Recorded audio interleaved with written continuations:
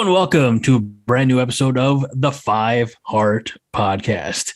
I'm your host, Greg Mahochko, joined as always by our founder and fearless leader, Jon Johnston, and also joined as always by Todd.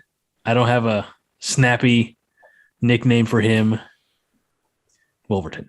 Hello, men. You can call him has-been. And we'd have to call you never was.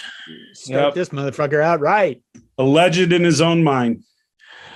Happy New Year, I guess. We should say to, of course, to both of you gentlemen and everyone listening and watching around the world. I had a B-52 song there I was going to go into, but I forgot the words. How's that start?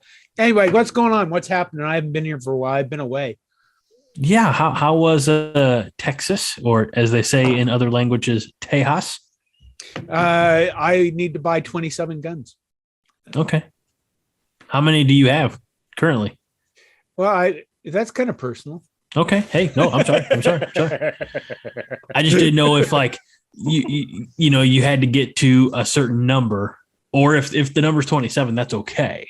In my constant discussion about gun ownership, I have discovered that I own completely the wrong guns, the wrong calibers, the wrong ammunition, the wrong everything. I am wrong. That's why I bought these serial killer looking glasses, and people would just leave me alone because they'll look at me and go, God, that guy. I've noticed it works, actually.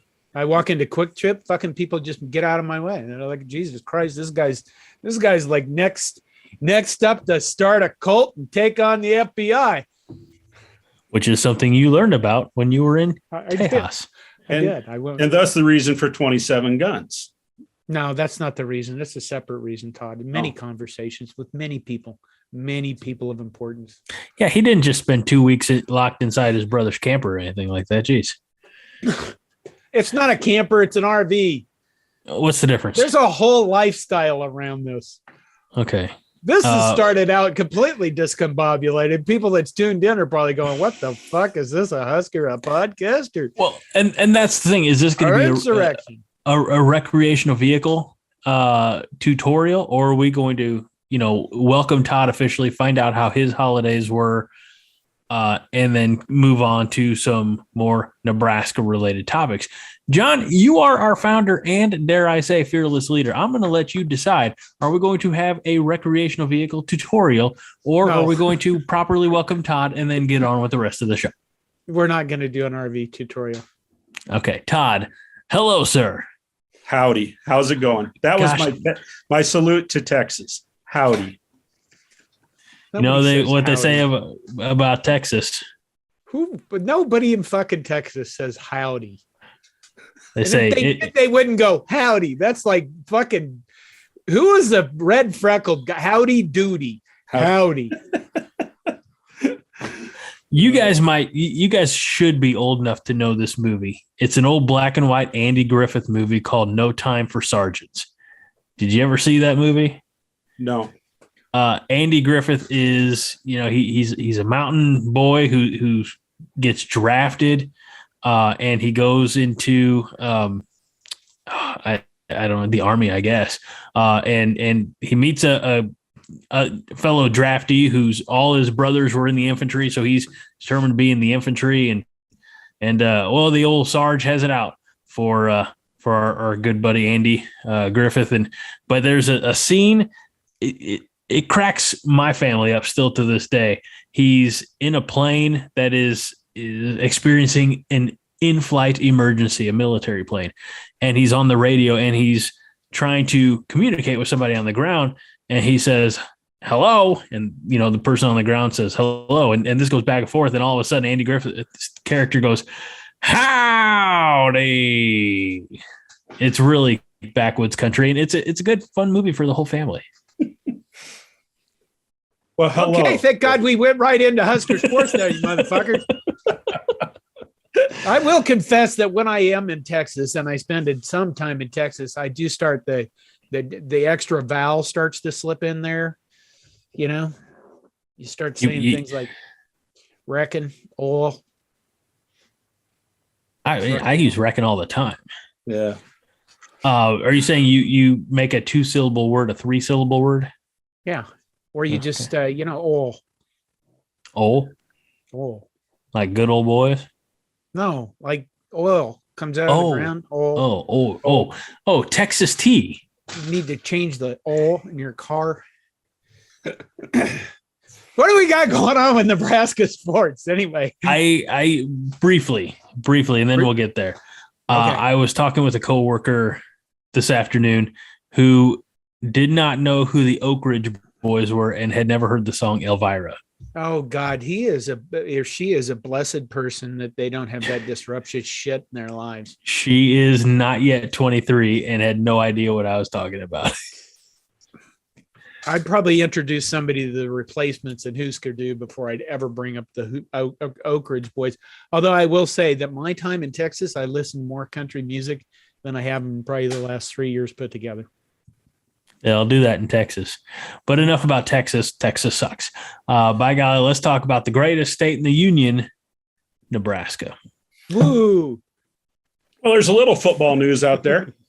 Thank you, Todd, for getting us back on track. Tell us, may I ask you this? Because we don't, of course, we're recording this Wednesday night. It's what we typically do. This might change by Friday morning when the episode drops. But as of Wednesday night, Todd, enlighten our dear listeners as to who is in the greatest city in all the land, Lincoln, Nebraska. Well, from what I understand today is that Casey Thompson, one of the quarterbacks from Texas, who is in the portal, is making a visit up here. It's not an official visit. They said it's an unofficial visit on his own dime. Then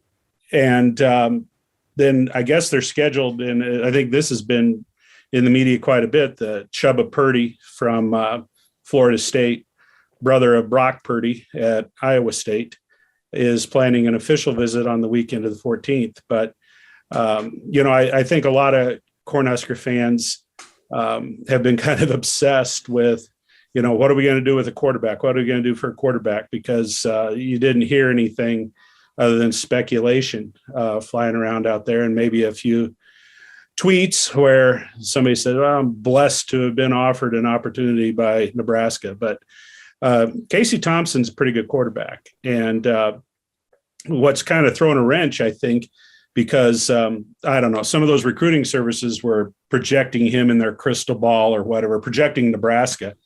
The standout freshman quarterback at Oklahoma has Williams kid is now Caleb Williams has thrown his hat into the portal. And obviously he's a big name, and people are predicting, well, let's see where the dominoes fall. And Casey Thompson does have OU connections. His father was a quarterback there. I don't know if that was back when we were in college or around that same time, Charles Thompson. And so anyway, it is interesting that we finally have some quarterbacks on campus. So that's the big news about what's going on right now with football. Casey Thompson is Charles Thompson's son? I believe that's true. That son of a bitch. I believe that's true. I know his dad was a quarterback at OU, and the only one I could think of was Charles Thompson. And then, here's the thing though, everybody is saying that we've got to pick up a quarterback, and some people are speculating that maybe they'll get two. I don't understand how you would get two quarterbacks out of the portal because, generally speaking, those guys are looking for starting opportunities. That makes no sense to me. But, maybe Casey Thompson been around and Chubba Purdy's just starting, right? I think they're both pretty young, actually. I don't know how long Casey Thompson's been around. But Chubba Purdy I think Chubba Purdy's got 4 years. The potential to play 4 years. So Charles Thompson is a quarterback in that damn 1987 number 1 versus 2 second game of the century game in Lincoln, which they beat the shit out of us. There you go. I didn't know that. I never even connected that. I've been in Texas. There you go. That's when you're in Texas, nothing else matters. It doesn't. But then, I guess what the positives, as far as I'm concerned, as far as Cornhusker football is concerned, I know a lot of people are, well, when are they going to fill the coaching staff? There's speculation, apparently Sipple has said that they'll start filling the rest of the spots this week, but I'm really excited to see some new offensive linemen coming in, and they do have commitments from 2 transfers there. So, yeah, Greg. Casey Thompson redshirted in 2018 and was a backup in 2019 and 2020 and got the starting job, or, got the chance to compete for the starting job in 2021. So he's not quite as young as Chubba. I was going to say Stubba or Bubba, but. Well, that does make some sense if you could get 2 of them, one that's towards the end of his career and the other one's starting out. I don't know what kind of a message that sends about Logan Smothers and Heinrich Harburg, and of course our the new one you just recruited the Torres kid. Okay, you know what? This isn't the NFL. Everybody compares this portal thing to free agency. No, it isn't fucking free agency. You know what the difference is? The difference is in the NFL, you're under a contract. They only get to move one time in the portal. Right, they do, but you're under a contract in the NFL. You don't just get to go, well, I think I'll go into the portal and then go out of the portal and go back into the portal. And remember last year, what was it last year? No, the season before that, Luke McCaffrey first went to someplace and then he went to Louisville, right? And then he ended up it was last year. It was last year. He was at Louisville for a week and then he went to Rice. Yeah. These guys can just go into the portal and, jump around like that Quantum Leap show I loved years ago. But I mean, when you look at this and you go, well, why would they take 2? And what's it say about this? It says, I can't be sure that Logan Smothers isn't going to next week jump into the portal, or Heinrich Harburg. You know what I mean? I have a more general question. Okay. Because it was stated that, correct me if I'm wrong, Todd, and we got to go all the way back to the beginning of your dissecting of the transfer portal and recruits and guys who are in and guys who are, considering it. I think you said Casey was doing an unofficial visit. Yes. So again, that's on his own dime. Is that weighted a little bit more when a player has to pay out of pocket to come see you? Like, do you value that a little bit more? Like they are a little bit perhaps more interested than somebody who's being flown in on the program's dime. Does that, am I overthinking things, or does that, I feel like, whatever the cost of airfare in a hotel is, if I've got to pay out of pocket, that might be, I might be more interested in that than if somebody's trying to wine me and dine me. Well, I guess when I was thinking about it, actually, Greg, I kind of thought about it from the other perspective. I don't disagree with what you're saying, but I thought, okay, he's making this one on his own dime, so he's got 2 more, on the school or the institutions, official ones. Because I think the guys in the portal, maybe I'm wrong with this, but it appears to me they get 2 official visits if they're, in the portal. Maybe I'm wrong with that, but I was hoping that's what people have been taking. At least. I just look at it, and I guess there's no, you can look at it from every angle, and someone's interpretation is not necessarily wrong. But I just look at it as, if I am personally investing in, going to visit the school, town, coach, team, whatever, it's like anything else. I've got a skin in the game. Whereas somebody else is, flying me wherever. I don't have to take it as seriously because I'm playing with house money. I can't argue with that. I think that's a valid point. John, you like to argue. Can you argue with that? No, I was just going to say, I hope we get this Chubba Purdy kid, because he can get knocked down, get up again. You ain't never going to keep him down. Takes a whiskey drink, takes a vodka drink. He takes a lager drink. Yes, I did that. That's terrible. Yeah, God, yes. I'd love to have that kid here. I mean, Chubba Purdy, shit. You can come up with all sorts of stuff about that. How's his hair? The only downside to Chubba Purdy is that His first name rhymes with Bubba. And the last time we took interest in a fella named Bubba, he used us to get a bigger signing bonus from the Kansas City Royals. So that's my only apprehension. However, my twins, the 10-month-olds, can say Bubba. I could probably, throw a few different sounds there, get them to say Chubba, and by fall next year, maybe they'd be able to sit on the couch with Dad and be like, Chubba, Chubba. It's ridiculous. I apologize. He hasn't played much. No, he got banged up. Neither have I, John. Yeah. I'm sorry, Greg. I'm not sure where to go with that. We'll just ignore it and move on like we do. The good news is I've got all my eligibility. There you go. There you go. Okay, so Chubba Purdy hasn't played much. He's been injured. Yeah. So he doesn't get knocked down again and get back up again. So fucking maybe he will at Nebraska though. It definitely probably get knocked down. No, because we're bringing in all these new offensive linemen. That's true. That's and true. Coaches. And coaches. And hopefully Teddy Prochaska, the only good offensive lineman that we have from last year, is back and healthy. One of the things I did when I was in Texas is that I tried to reevaluate my position on the Nebraska football team. Oh, how much Kool-Aid did you drink? I didn't drink any Kool-Aid, but because here's the thing. We all know because the people that listen to this podcast, and you guys are smart people, we all know what confirmation bias is. And just in case you need a refresher, confirmation bias is when you tend to favor or listen to or just absorb information that already confirms what you want to believe, right?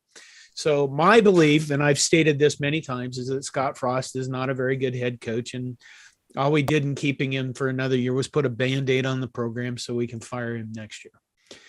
And then I thought, maybe he went out and hired, Mark Whipple and who the fucking offensive line coach, Raiola, Donovan Raiola.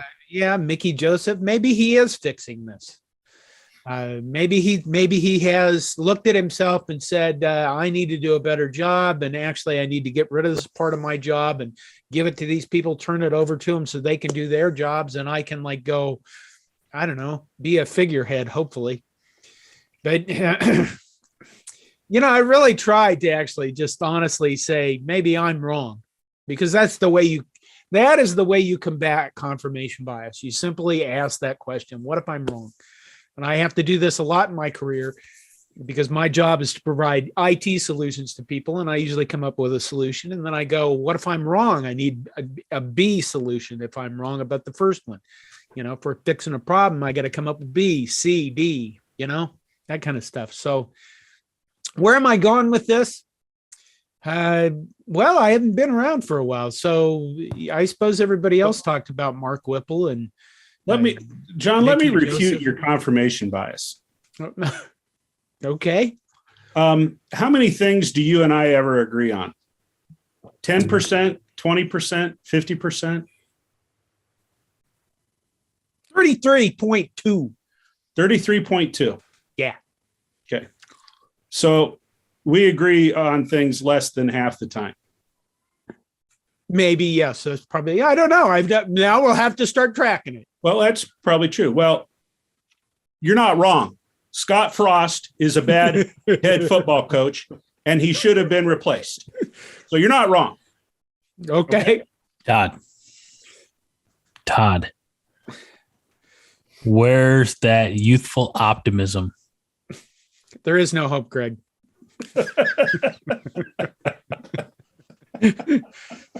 I looked at this and I thought, you know what? Mickey Joseph is an accomplished coach. Mark Whipple has been around a long time. And, as well as I do, Todd, that age brings wisdom not because you're necessarily smarter than everybody, but because you've encountered so many different circumstances that you kind of are used to dealing with things differently than you are when you're 23 and you encountered your first crazy girlfriend or something. And I don't disagree. I'll tell you what, I think all three of those hires are upgrades.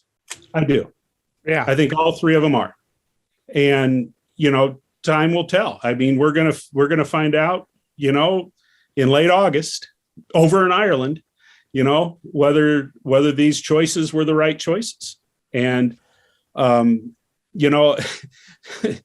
people want to say, we've heard it all before. You can't judge a season by the first game, whatever. You know what? Nebraska fans are going to judge every step that's taken with this football program once those players set foot on the field. Every step. Because the microscope is going to be, cued in that tight. Are they, or are they just going to tune out?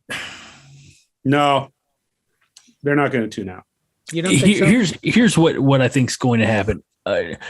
Todd, I think you're right to a point. You say, the fans are going to judge every, you're also right, John, but let me address Todd's accuracies first, and then we'll get to yours. The fans aren't going to wait for August to judge every step. I mean, it's going to be every, coaching decision or every coaching staff adjustment, we've been talking about. The other one I think that's still out there is Bill Bush, I believe, as potential special teams, actual coordinator, unless that's already happened. And it's going to be the players that, step onto campus, how everything goes in spring ball, the spring game, the true off season, which is, of course, the conclusion of the spring game and spring practice till fall workouts, in summer camp. So, and they're going to, because the microscope is real. And John, you are right. I think to a point, the apathy will set in on the more casual fans. I don't disagree with that at all. I think we've already started to see it a little bit. However, the us's, the people who are taking time out of their lives to actually listen to the 5 Heart podcast, read Coronation, the people who are dare I say, give a damn, are going to double down. They're going to, I'm not going to say that there's going to be that, effervescent hope. But there's going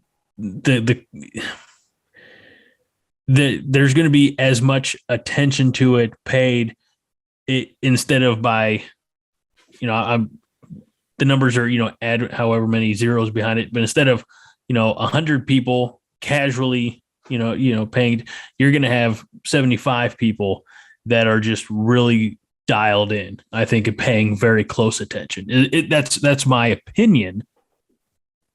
Yes, John. One of the started that confirmation bias thing that I didn't mention before was all of last season, the prediction or the reaction videos I did and everything. I constantly bitched about Bryce Benhart, and who was Turner Corcoran was our other tackle, our other starting tackle, and they were both fucking terrible. And I thought about it, and I thought, maybe those guys will get I don't think they're bad football players. I think they showed that they were terrible this last season. But on the other hand, I think they're both possibly talented individuals who could use a new line coach coming in and hopefully do something about, because their confidence after this last season has to be just shot from some gray old crusty man calling them names and swearing at them all the time. But not me being not the only one that did that, but maybe the Royola coming in to coach those guys, and that replacement will help the offensive linemen that we already have be much better offensive linemen, but just because, I don't know, though, they'll get a fresh start. Well, I think we know right. that. I was going to say, we know that you, Todd, love Bryce Benhart because his ass is on your shoulder right now. I'm not the biggest Bryce Benhart fan. But what John's saying is absolutely correct. I mean, there were no guarantees that they were going to bring in any players from the portal, when he let go of Greg Austin. I think that he found a coach, or at least I'm hoping he found a coach that's going to be able to develop players. The guys worked under, a number of very good offensive line coaches. I think the fact that he's bringing in this Hunter Anthony from Oklahoma State and Kevin Williams from Northern Colorado. Now, Kevin Williams was an Omaha North grad. He's a kid that left the state and he's coming back. I don't know how good he's going to be, but this Anthony kid's a stud from Oklahoma State, and he's going to fill one of the tackle positions. So if Teddy Prochaska can come back, that takes care of the other tackle position. So that means that everybody else that's coming back, in essence, is going to be fighting for those three interior positions on the offensive line.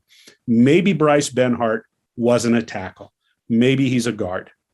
They're going to have to replace Cam Jurgens. And from what I understand, they worked with Ethan Piper a little bit at center. They're also, mentioning Noradin Nauli as a center. I've heard even another guy who played tackle, Turner Corcoran, as a center. So, we're still going to see, at least three of the guys that we've been following, four of the guys with Prochaska, they're still going to be integral to the success of that offensive line. They're going to be out there. So maybe with a new lens, maybe with a different approach to coaching, they're going to raise, the skill level of those guys, the want to for those guys. And, there's only one way to go up, or only one way to go, and that's up. So you get the feeling from, after sitting in the RV for weeks, I came to the conclusion, I think a lot of the problems with this Nebraska coaching staff last season wasn't that they were terrible coaches. I think that they had communication issues. Either they didn't get along, they didn't talk to each other, they didn't communicate properly, or they just had different philosophies that never meshed together. But I don't think that necessarily, people, you always hear people, they put those all together and it's greater than the sum of its parts. Well, this coaching staff was less than the sum of its parts. You know what I mean? Each one of these guys, I think Greg Austin, for example, is probably a good offensive line coach. And I think Matt Slauson, if I remember, mentioned that he went to one of the practices and said Greg Austin was teaching all the stuff he should have been teaching. So, maybe the problems that they really had last season were because Greg Austin and Lubick and, whoever else, they didn't get together. They didn't get along. They didn't mesh. And what happens in an organization when that happens. Well, and John, here's something that I just realized as soon as you say that. Three of those guys came with Frost and were part of the team from UCF. The odd man out was Lubick. And Lubick had authority, and I'm not casting stones or trying to, say it's this guy's fault, but Lubick had nothing in common with those other three guys. He'd coached with Frost in Oregon. So yeah, you may be absolutely right that their philosophies, and, how many times did we hear during the volleyball season, probably the strongest trait of this last year's volleyball team is the chemistry. Chemistry has to exist on a coaching staff too. You have to be on the same page. You have to be all pulling the rope in the same direction. Anybody out there can relate to that if they stop thinking about it as football and start thinking about it as the places they work. Yeah. Workplaces, even homes, everybody's got to be on the same. So there's still, just kind of sticking on the football topic here, but I want to bring it up at this point. They still don't have a running back coach. We're hearing rumors about a couple of different, a Knox guy from Florida and somebody else maybe from West Virginia. Still got Ron Brown has got to be in the picture. And then, you got Bill Bush as a potential special teams coach, and then picking up one of the position groups, on defense. For me, if Bill Bush is going to be one of those guys, why don't you're right. Just get it fucking done. Yeah, get it done. So anyway, but that is a kind of a concern I have, is that this is like, oh yeah, we'll get to it. Oh, good. Maybe you'll get to some wins some fucking day too, huh, Scott? Maybe you'll do that.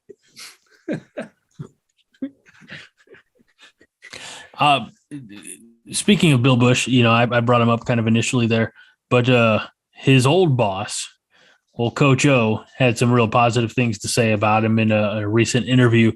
Just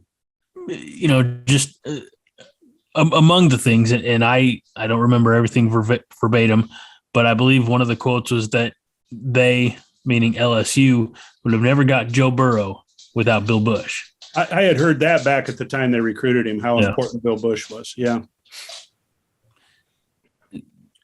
And he's obviously got a working relationship with Mickey Joseph, which is important. You know what else I came up with sitting in that RV for them times, all them hours and all them by myself with gunfire going off in the distance every night? I thought, why in the hell didn't Trev Alberts fire Scott Frost? I mean, why didn't he? He's a fourth-year coach who went 3-9.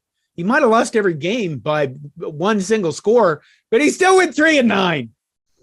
It is fourth year. So there's two conclusions that I came up with. And number one is Trev Alberts saved the program a lot of money by restructuring his contract and maybe the program. I mean, we saw this article, I think, coming out in the Omaha World Herald in the last couple of weeks about how the program is missing $20 million or $30 million because of COVID not being able to put butts in the seats during 2020. So, maybe it was judicious on the part of Trev Alberts to keep Scott around, restructure his contract, and save the buyout money and that kind of stuff.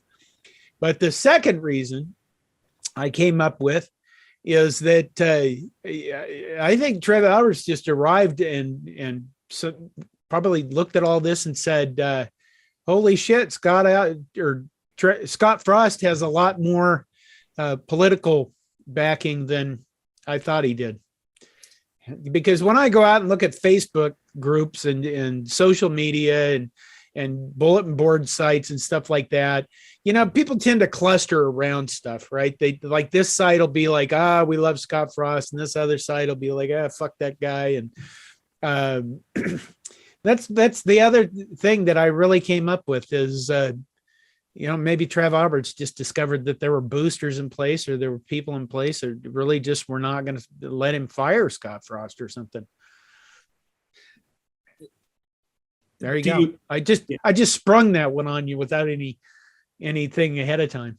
I don't disagree with you on the financial reasons. I mean, to me, that's the only thing that made sense. And I'm not going to argue with you that maybe Scott Frost has more political support than what you believe or what I believe or anybody believes. But I find that hard to believe. I mean, I just, Tom Osborne still carries a lot of weight. And what set that thought off is you saying that Ed Orgeron said those nice things about Bill Busch. Do you think if you went to Tom Osborne and said, what do you think of Scott Frost, that Tom Osborne would say one single negative fucking thing about Scott Frost? Anything? I would find it hard to believe if he would. Right. I wonder. That's the problem is that people still look at Tom Osborne and they go, oh, well, he's saying the truth. No, it's like he's not going to say anything negative ever. Come on. Geez, that's not even hard to have that in your head. Couple of questions. First one about Coach Osborne. Do you ever think he gets tired of, and I know he's, upright and on his legs, but I use the term and I'll use it because it has the negative connotation. But do you ever think he gets tired of like kind of being wheeled out? Just for, the round of applause and things like that. I mean, by that, do you ever think that he's just like, I retired 20 something years ago. Just let me enjoy my retirement. Greg, you do not see him nearly as much now as you did, even 3-4 years ago. You just don't. So that's my first part of the question. Then the second one is, when you go back 4 years ago to that opening press conference that, Bill Moose had introducing Scott Frost as new head coach, and then you had like the welcoming party, with all the former players and teammates and things like that of his, and like, he's the guy, he's going to be the guy. We all thought it. I mean, if Haas were here with us right now, he'd say that, we were planning on being in, I believe it was New Orleans, for the national championship game this coming week for Nebraska. Like, he's going to take us back, right? Look what he did to Central Florida. Obviously, that didn't happen. But the good news is I saved a lot of money. But we all had such high, I say all generalization. I'm sure there are some people who either don't drink as much Kool-Aid as I drink, or maybe they had more knowledge of what was going on inside the program. But by and large, most people thought that Scott Frost is the guy. And Todd, we already know that you've changed your mind. You have since then pulled John over to your side of thinking. That is not true. That is not true. I was the first person. If people want to consider me a media person, and that's subjective, I'm sure the other Nebraska media people don't really consider me media. Technically, from the athletic department, I am. I was the first person out there that publicly said this fucker needs to be fired. Yeah, and I just to set the record straight, it pissed people off a lot. I got all those emails and phone calls and letters from all over the universe telling me what a bastard I was. From the get-go. I was not a Scott Frost. I was not in the Scott Frost camp. I think if you are a commie bastard. I think if you look back and say, and at some of the things, I made a lot of references to the Golden Boy, and I was absolutely not convinced that Scott Frost was going to be the right person for the job. I thought there were some pros. I thought there were some positives with Scott Frost, but from my perspective, back when they, hired him, I thought that there were a couple of other candidates that would have been a better choice for Nebraska. I completely understood why. He made sense, but I was not convinced that he was going to walk in here and have Nebraska in the national championship game in 3 to 4 years. I didn't see it. Well, Todd, you some bitch, how's it feel to be right? Well, I'm not trying to say that I'm right. I'm disappointed. I'm disappointed. And I think and I didn't mean to interrupt you, but it gets back to my original question: is when you had that room full of, Husker alum, right? And they're all, they're excited. Scott Frost is a friend for many of them, and past teammate and fellow champion. They had all the optimism in the world because look at what he just did at a team with a quarter of the resources, that type of thing. Maybe not in the recruiting, 500-mile radius or whatever, but I wonder if looking back 4 years later, if any of those guys would be like,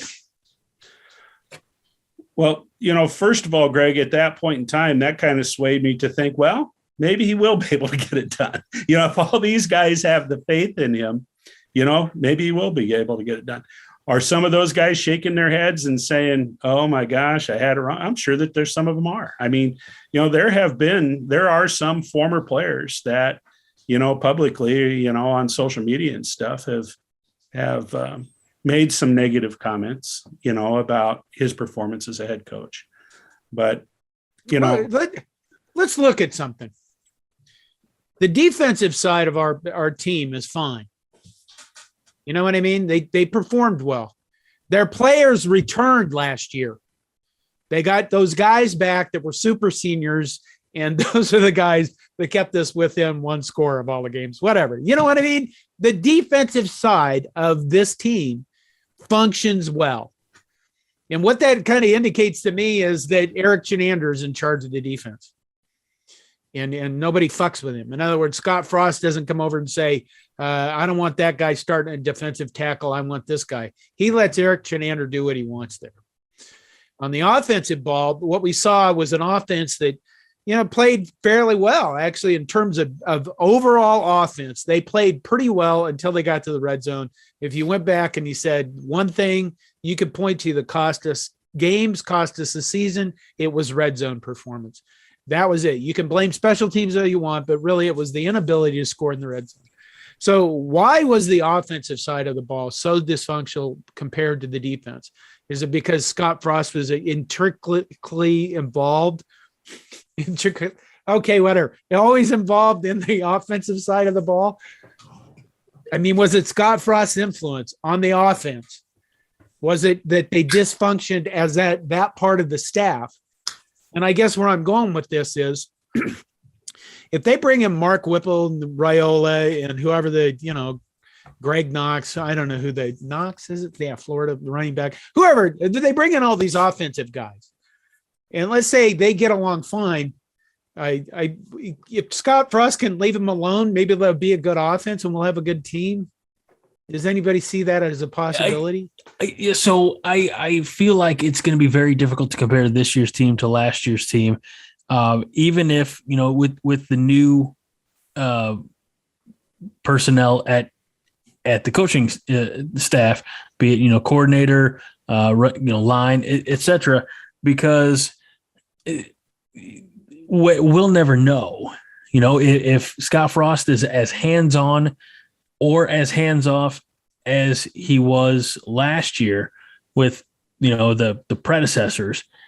And if they are more successful and he's just as hands-on, well, then it's got to be the quarterback, right? If they are less successful and he's just as hands-on, it's also got to be the quarterback. I mean, I don't think because there's so many new additions, we're never going to have an apples to apples comparison. Now, to your point, John, if overall schematically and prepared, because he's not so much a figurehead, because he's still the head coach, but if he is letting the coaches do their jobs, and that's why it was talked about, I think initially Mickey Joseph might be like a co-offensive coordinator, like there was the talk of bringing 2 offensive coordinators. I'm like, great. Now we'll have 3 offensive coordinators because Scott Frost is always going to be hands-on, and that's too many cooks in the kitchen. So if he can maybe just do more general things, and like, this is what we want to do, let's implement that rather than micromanage. I think micromanaging is, and I'm not in the room, nobody on the show is, but I think micromanaging is where Scott has gotten himself, I don't want to say in trouble, but, has caused some issues. That's not even the word I was just. Maybe he could just show up on game day and let them motherfuckers run everything. No, that's not what I'm saying. That's not what I'm saying. I'm okay with it. I think I'm okay with him doing that. Here's something that I observed, and I made a few comments about it watching Ohio State play in the Rose Bowl.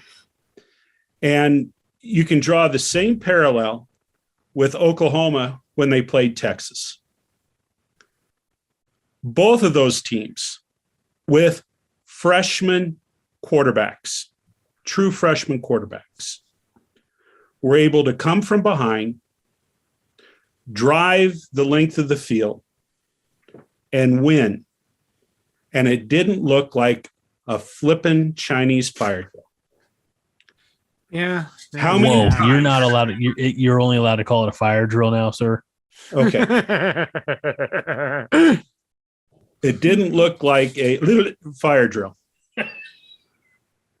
So my point is, how many final 2 possessions have we seen in the last few years? 3 and out. Oh yeah, they've been terrible. Or 4th down and 10. There is something to be said about leadership. And I think Whipple, with his experience, I hope he can bring that. There's something about poise and calm that is up in the press box and is communicated down to the field. And we haven't seen that. And so I guess, to kind of allude to what you guys are saying, I think that there could be a world of difference with the additions that they've made on that coaching staff. When they hired Scott Frost to be the head coach, before he named all of his assistants from Central Florida, I said, I hope he brings in a grizzled old veteran as a defensive coordinator and a grizzled old veteran as an offensive line coach. Bring in those guys that have seen the wars and seen the battles so that you have that kind of demeanor on the coaching staff. That hasn't been there. I definitely agree with the philosophy of bringing in, and I'm not. When all you're doing is bringing around your contemporaries, you don't have an opportunity to learn. And I feel like that's what Scott has done for the majority of his time at Nebraska. So bringing in a Mark Whipple, who is older and has been around, he's been a coordinator, and I mean, you got to go back to. He's been coaching longer than significantly longer than Scott. So that's a bonus. You're going to get a different perspective that's going to, in the long run, be beneficial, I think. And it didn't necessarily have to be Whipple. It could have been anybody, just somebody with some GD experience, I think Mark Whipple has been coaching longer than you've been alive, doesn't he, Greg? I'll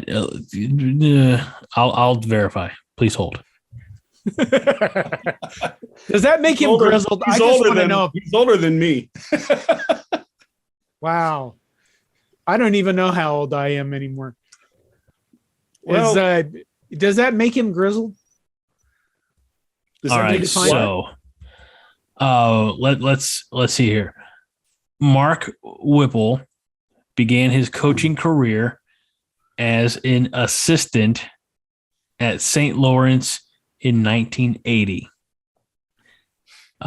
From there, he in various varieties.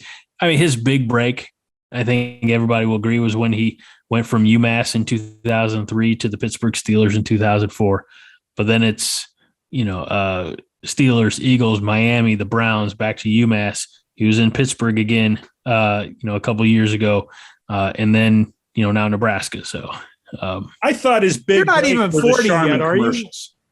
The Charmin commercials. You're thinking of a different Whipple, you jackass. No, I'll be 40 in July, so technically, yes, he's been coaching longer than I've been alive, and also you're still a hell of a lot older than me, John. So let's not talk about my youth when we could talk about your old age. Wow! Holy shit! I can't go on as if my body is on fire. Well, that you forget, and that's not a knock. I'm not making fun, but when it was you, me, and Haas, we would frequently ask you about like things like the 100 Years' War and what it was like being an original apostle of Jesus Christ and things like that. So it just, if I don't remember that. See how he's grown his hair back so it looks similar to what it was back then? That's it. We're preparing for the end of times. No, good times. Only good times. So here's what I don't want to do, and I think it's unavoidable. I don't want to talk about Scott Frost and is he a good coach? Is he a bad coach every week from now until August? Because we've done it every week since this past August and now. So we need to. Mark Whipple, is he a good coach or is he a bad coach? You're an asshole.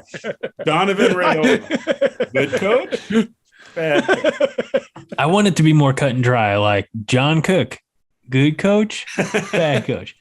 Amy Williams, good coach, bad coach. What the hell is the deal with them anyway? Did you watch them play? I finally watched a Nebraska women's basketball game from start to finish last night. Oh, holy smokes. That was a good one to watch. That was a good one to watch when they beat the crap out of Michigan.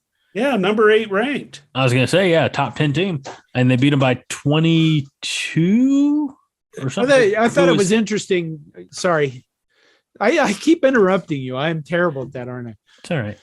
I forgive you. Wait till he taps you on the knee, John, then you can talk. That's kind of creepy. I don't want to tap him on the knee. I'll flick him in the nuts. Well, okay. Michigan was making runs there, and it looked like they were going to get back in the game. And then with 6-7 minutes left, Nebraska just started beating the shit out of them. Well, and Nebraska also played without their starting post play. I mean, I know the Markowski girl is really good and has played really well coming off the bench, but was it Bella Cravens? I don't know the team that well, but they were, and I listened to quite a bit of the game against Michigan State, and it sounded to me that the young players just didn't have a clue how physical Big Ten basketball was going to be. They walked into Michigan State against a very physical team and got beaten that first game. But holy moly, they played well last night. They were really fun to watch. I watched Michigan State. I think that you're right about that, but also Michigan State had that girl, was the name Crowley or something like that. That just the refs would not call a fifth foul against her. She could have lopped somebody's fucking arm off, and they weren't going to call that. But when you look at college basketball, okay, I know the statistics on the men's side. I don't know what they are at the women's side.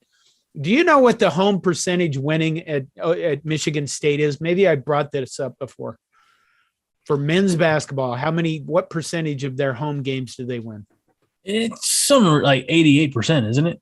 Yeah, it's way up there. And even the worst team in the Big Ten, who is Northwestern in terms of home percentage, is still like 56 or 58%. So it's really hard to win basketball games on the road. Yeah.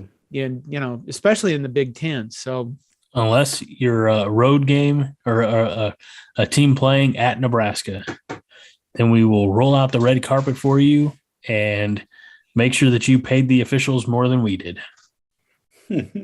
I think, okay, men's basketball, I think their last two games, the Ohio State game was a real shame that Lapman couldn't make his free throws late, and they'd probably have won that game, and that sucks.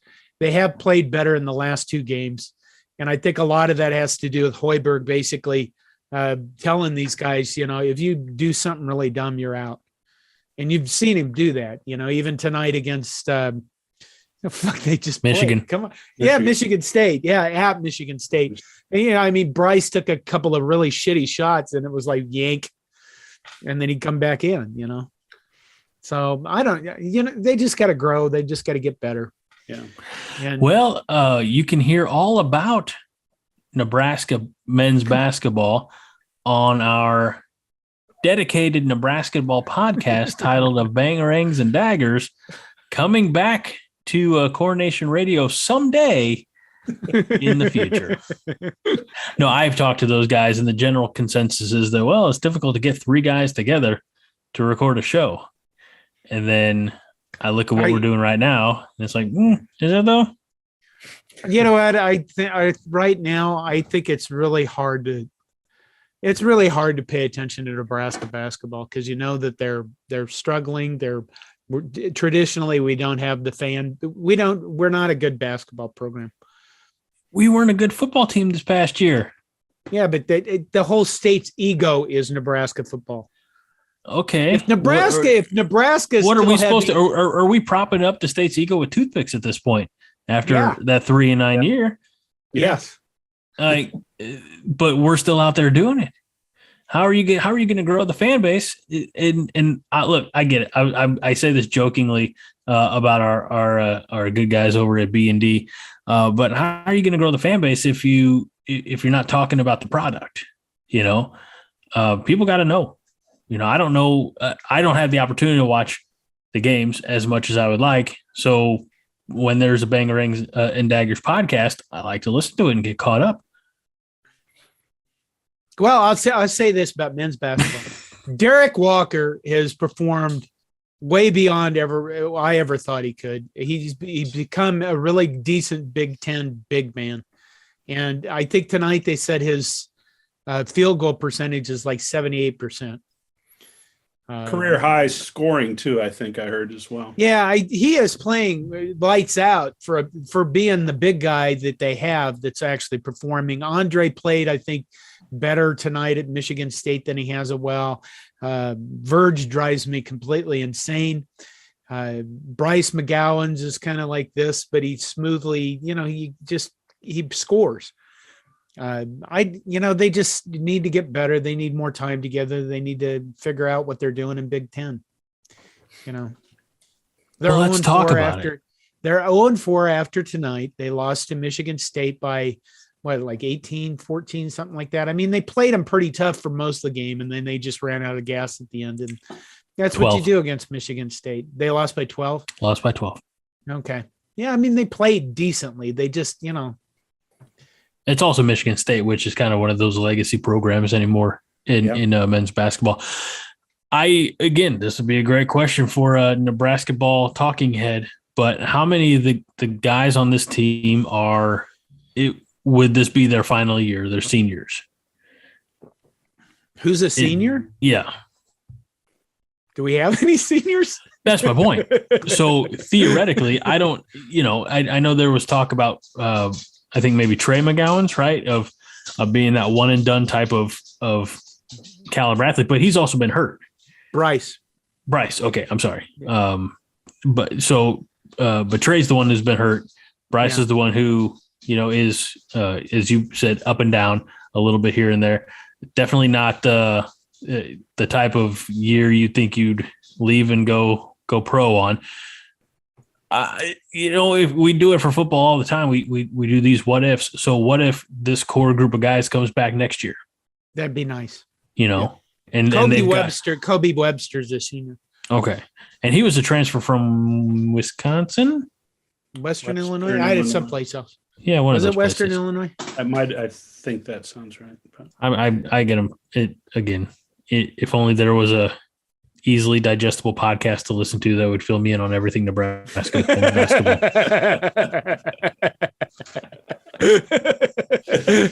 God. Well, I got another little piece of news, John. Maybe since you've been in the hinterland, maybe you were or were not aware. One of the first baseball rankings has come out, and Nebraska is ranked 30th in 31st, excuse me, one slot behind Michigan. So they're going to get a little bit of attention. Yeah, I know. What the fuck? Why? Yeah. Do these people even look at college baseball?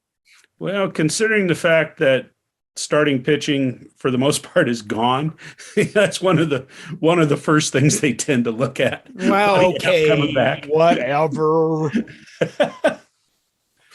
But we're not too far away from baseball season. Now they ought to be practicing pretty soon. Yeah. We have high hopes for that. There is hope for that. Yeah. We're definitely not going to jump in front of a bus to avoid that. Or lay down in front of a bus or whatever. Yeah, February 18th is their first game. So good golly, Miss Molly. We'll have some fun. All right. So I completely anecdotally, and I'll mention it just because we love Miss Bryan.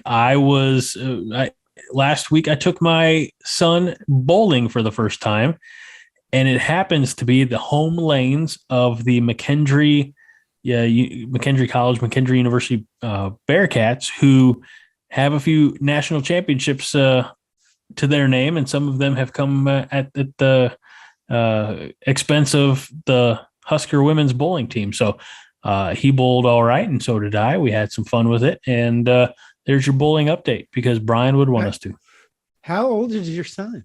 He turned 6 right before Christmas. You can go bowling with a 6-year-old? Yeah. And it was really cool because I thought I was going to have to get 2 lanes, one with the bumpers and one without. But I said, how do I get bumpers on the lane? And the lady said, well, after you put in his name, push the little arrow over, like the right arrow on the keyboard, and it pops up another menu, and you can add bumpers and things like that. So when it was his turn to bowl, the bumpers popped up. And when it was my turn to bowl, they went back down. So wow. It's bowling, ladies and gentlemen. It's high tech. It is high tech. Well, did he make it okay? I mean, after you made him drink for losing all the frames. He can This was 2 days. Yeah, 2 days after Christmas, and they had like one of those claw game machines 10 feet behind us, and so he kept trying to go over there and looking. And he said, Dad, I want to let's do this. I want that. I said, you just had Christmas and your birthday was right before that. It looks like the Target toy department threw up in our house. You don't need something from the cheap claw machine game. I said, but tell you what, if you want something from that, you have to give back one of the toys you just got. And he said, no, that's okay.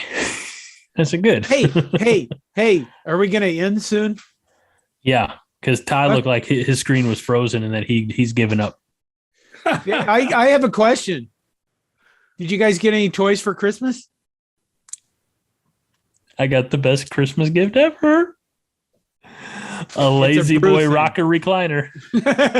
Did you really? And you're gonna be on those progressive commercials next, aren't you? I was so happy, like due to circumstance, like my wife was gonna go get it and pick it up and bring it home, but I ended up going. I was like, I could have carried that thing home on my back from the store. I was so happy to get it. I haven't sat on the couch in 2.5 weeks. It's been glorious. Did you get anything, Todd? I got beer from my nephew. I got beer from my son-in-law. I got beer from my mother-in-law. And I guess I got beer from my daughter too. So that's a whole 24 pack. I've got, had a case in there, had a couple 12s. I've got plenty. It will last me. I have. It's been my goal to reduce consumption, and I'm doing quite well with that. Tonight, I am drinking a little bit of Nebraska brewed blueberry bomb from Bottle Rocket Brewery in Seward, Nebraska. Nephew gave me that. That looks good. Yeah, not bad. But yeah, I didn't get any toys. I got a couple books. Reading Peril right now by Woodward and Costa. So, is that a political book? Get a toy? Is that a political boy? Yeah. I don't know why anybody reads those things. Anyway, yes. No, I know what you got, John. I know what you got. What? You got that magic little tablet to choose, and in 15 minutes gives you your lady and the smiles. It's the Blue Chew. Okay. I didn't know they had a jingle. I made it up. Couldn't you tell? Wow. You should write them. Yeah. Well, I'll tell you a story about what happened to me down in Texas for Christmas. Did you get to bring home your brother's camper? No. I'm sorry. Recreational vehicle. Yeah, exactly. What the fuck is wrong with you? That's a lifestyle, Greg.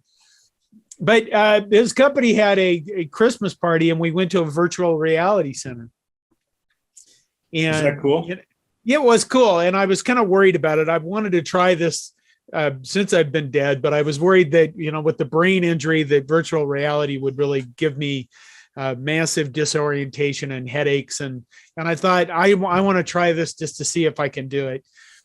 And it was on a Friday, and I thought, if it really screws me up, then I can just lay at his house for the weekend and recover. But we went into this, he has all these, my brother's company is a wireless company. Okay. And it's not like wireless cell phones, but they put up a lot of towers. So what that means is they have these guys that are climbing 250 and 500 foot towers, right? They're adrenaline junkies.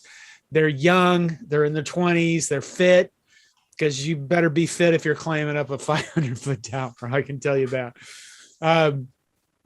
But we went in and we put on these backpack type things, and then we put on a headset and a set of headphones, and we had like a gun, and you really didn't move a lot, but you walked around in this thing, it was an empty room, and then virtually it filled up with this course, and you had to shoot each other and try to get to these canisters and all this stuff. And it was a massive amount of fun. My team didn't do very well because we sucked. But we did this for 15 to 20 minutes. And when we were done, I was exhausted. And I mean, I was soaked. I covered in sweat. And the thing I noticed is that it wasn't because I was old and feeble. The climber guys were exhausted and they were all sweaty too. And I thought, what in the hell would this cause so much exertion? And I kind of have a theory on it, or I know why. I'll tell you, vestibular testing has to do with your balance. Okay. You guys are already turning out. I can tell by the looks on your faces, like, Jesus Christ, finish this fucking up. Okay. Balance. I'm on board. Because of the brain injury part of my life, I had to have vestibular testing. Okay. What they do is they put you in a harness so you can't fall and hurt yourself. And then they remove all your visual cues and make you stand on a platform that's constantly moving. And you have to keep yourself upright. And then they measure, your brain, your responses, your inner ear stuff with your testing. And I thought maybe that's what these virtual reality headsets do, is you've removed all of the external, cognition that you can tell what you're doing, and your body is constantly flexing muscles to keep you upright. So for Christmas, after that, one of the climbers talked about how he had a Quest 2 headset that he and his son play with. And I thought, well, $299, shit. I bought 2 of them and shipped them home, and my brother bought 2 of them and shipped them to his house. So that was the big toy thing for Christmas. Was everybody tried the virtual reality headsets, and it's there. The Quest 2 is owned by Facebook that calls themselves Meta, and the moment that Apple or Sony comes out with a better product in this area, I'll be throwing these things away because I want nothing to do with fucking Facebook. But it's really interesting. I bought a game called Supernatural that is a fitness workout game, and it is a fitness workout. The ones they show in the commercial is the Saber game. You can do that with your wrist, but the Supernatural thing, you're moving all over them, boxing and stuff, and it's quite a workout. Good. And then you can virtual reality wise play The Walking Dead. And you can stream it on a phone. So I watched my daughter's boyfriend go into the beginning of it and kill a guy, and then sit there and hold his head and move it around for a while and slap him repeatedly. And we're like yelling at him, what the fuck is wrong with you? It was kind of goofy. That's cool, John. No, that's so I've never done the virtual reality anything. So that hearing your experience kind of really gets me more interested in that. So I thank you very much for sharing. Doesn't beat my. Oh, can I sit in a rocker recliner? Probably. If there's a way that I can sit in my my recliner and bowl. There are stationary games. I mean, I feel like that would take some of the fun out of it. Probably. I think you got to be moving the way it looks to me. Yeah. John, there are things that you can just sit there on your ass. And that's good, because that's what I'm best at. John, have you ever seen the movie Ready Player One? I read the book. I never saw the movie. Okay. I have the book. I've never read it because that's you saw what the movie. I do. I saw the movie. I collect books, and I'll read them someday when I retire 30 years from now. But did you enjoy the book, John? Yes, I did. I thought it was.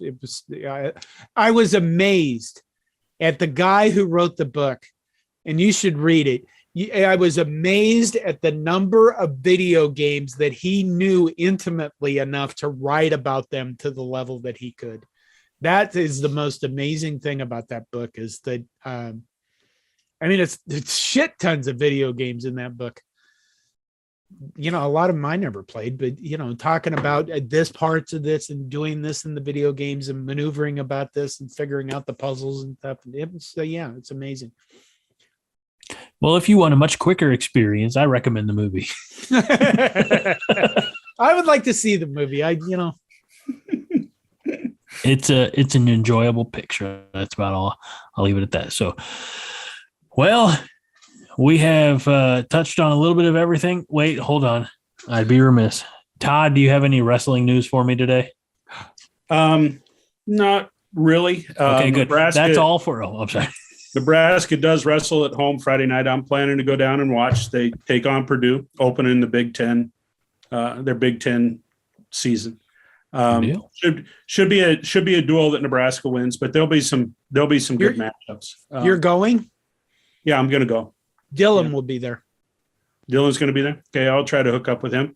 The other bit of wrestling news that I will share with you, Greg, is you actually bowled on the campus of the number 1 ranked women's college wrestling team in the country, McKendree. Oh, there but you that, go. and I don't say this to minimize their accomplishments, but there's only like 3 women's wrestling programs on the country, right? Oh, no, Oh. Pedro. It is growing leaps and bounds. Well, no, that's good, but it was That was last month, Greg. No, you should get down and watch them compete. There's some tough girls. They got a little girl by the name of Felicity Taylor that wrestled about 20 miles north of where I was a principal. She's tough. Yeah, you know what? I've got a tough girl. She's upstairs sleeping. That's the only one I'm It's not, the only one you care about. and it's the only one I want to watch wrestle if you catch my drift. So on that note, I think that'll do it. There's no better way, I don't think, to sum up or to put a bow on this first episode of the new year.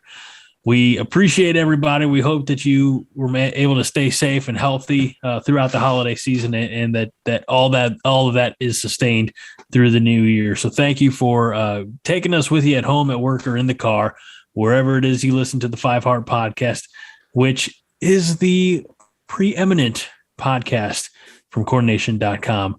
So thank you very much for, as always, Todd, as always, John, our founder and fearless leader. I'm Greg Mahachko. We remind you this week and every week that 5 Heart is all the heart you need. John? Go Big Red. As I'm always, gonna go kill Nazi zombies now. I think I'm going to go watch Ready Player One. Okay. I'm going to read Peril. Oh God. Boo.